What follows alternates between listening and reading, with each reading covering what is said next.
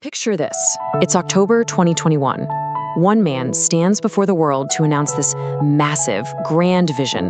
Now, on the surface, it looked like a simple, maybe overly ambitious corporate rebrand. But hidden possibilities suggest this was actually a deeply calculated illusion. In this explainer, we're diving straight into that highly produced moment. We're not looking at it as some tech celebration, but as a deeply mysterious economic maneuver. We're tracking a staggering fortune literally set ablaze and uncovering the hidden realities operating behind the curtain of the world's most powerful social media empire. The sheer finality of this moment, it was staggering. I mean, publicly, it was supposed to mark the end of an era and the birth of this digital god. The old corporate identity, gone, discarded and replaced by this sweeping promise that the future of human interaction would no longer happen in the physical world. But as we pull back the layers here, some believe a much darker motive was at play. This wasn't just an evolution, it was an escape hatch. $88 billion. Let that number sink in for a second. That is a catastrophic sum of money completely set on fire over the next few years. To put that into perspective, for that price, humanity could have funded the entire Apollo program and gone back to the moon. Instead, this vast fortune just vanished into the ether. So we really have to ask ourselves, was this unprecedented economic bonfire just terrible business acumen? Or was it a vast, incredibly expensive distraction from a crumbling reality happening right under our noses? To understand the economy of this whole illusion, we have to look closely at the timing. You see, just weeks before this announcement of a new reality, the company was facing its absolute worst, most bruising press cycle in history. A whistleblower had just sat before a Senate committee testifying under oath that the company consistently chose astronomical profits over human safety. Regulators on both sides of the Atlantic were circling like sharks in dark water. The walls were literally closing in. And right at that exact moment of maximum peril, we get handed this shiny, expensive distraction. They called it Meta. It's a bold claim, meaning beyond, but hidden news suggests a deeply ironic twist here. The concept and the name borrow heavily from a dystopian sci-fi novel.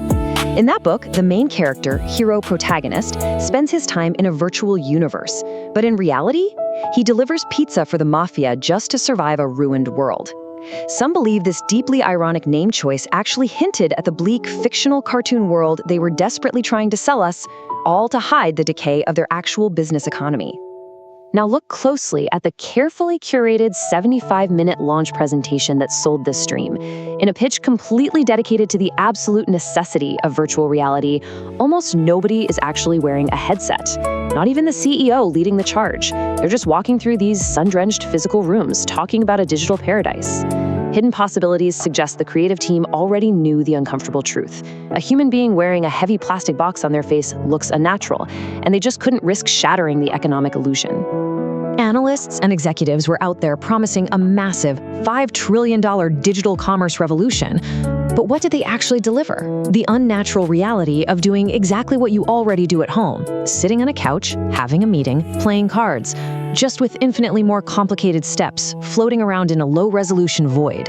They were basically asking the global economy to buy into a space station where legless avatars awkwardly hovered in digital space. And that brings us to the first major mystery that hovered over this digital economy for an entire year. The avatars had no legs. They were literally just hovering torsos. Then, during a highly publicized special event, the CEO finally revealed working digital legs, stepping onto a virtual stage as confetti fell. The glitch was supposedly fixed, but hidden news reveals that this highly publicized solution, it was an absolute fabrication. Leaked records proved that those famous digital legs were entirely faked. They were recorded using traditional motion capture suits, the kind they use in Hollywood blockbusters, because this multi-billion-dollar technology couldn't even reliably render a human limb in real time. It's wild. The grand vision, backed by the wealth of a modern empire, was really nothing more than a cartoon about wishes. Yet, somehow, the economic mania took on a life of its own. Wall Street and eager investors were throwing free capital at empty pixels with just staggering enthusiasm. $450,000. That is what someone actually paid just to be Snoop Dogg's virtual neighbor. They bought a plot of invisible grid space in a cartoon world, fully believing the economy of the future was built on this manufactured digital scarcity. But reality, as it always does, collects its debts. That exact same plot of digital land, it's now worth roughly $100. A 99% price drop. In the real physical world, an economic collapse of that magnitude is a catastrophic disaster. It ruins lives. It topples banks. But out there, in the vast empty plains of the digital void, this kind of financial disaster happens in complete, eerie silence. Just think back to this era of near-zero interest rates and free-flowing capital.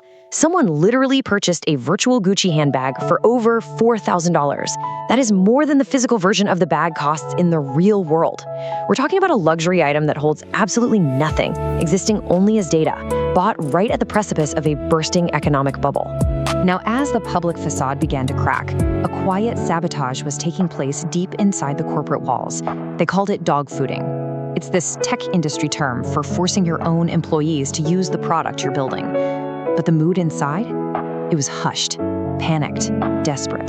The ship was sinking before it had even left the dock, and the very architects of the illusion were the ones desperately trying to flee. A devastating internal memo leaked from the vice president of Horizon Worlds. He was literally begging his own engineers to use the system. He wrote, "If we don't love it, how can we expect users to?" Employees were being ordered to force themselves to fall in love with a platform that they internally described as bloated, inefficient, and borderline unusable. The creators themselves couldn't stand the cartoon they were being paid millions to draw.